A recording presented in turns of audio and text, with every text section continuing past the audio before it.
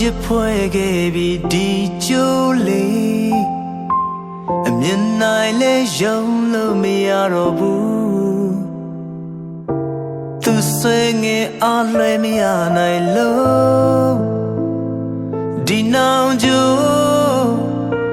ချီနောင်မစိုးအဆွေလန်းဟာပြတ်တော့မရအောင်လွန်ကဲနေဒီလာမြအသေးကကိုခွေခဲ့ဘာကြောင့်တလောင်များရဖွဲ့နေလဲ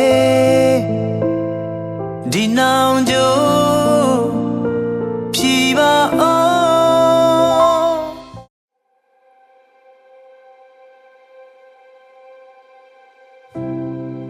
အလွယ်တန်တင့်တယ်ပါတယ်ဒီကနေ့မင်္ဂလာခမ်းနားပွဲမှာမောင်အောင်မျိုးထက်ပြီး Marine Engineer အပြင်မြုံနေမတင်ယူအောင်ပြီး History မင်္ဂလာခမ်းနားတပါးရီခင်ဗျာ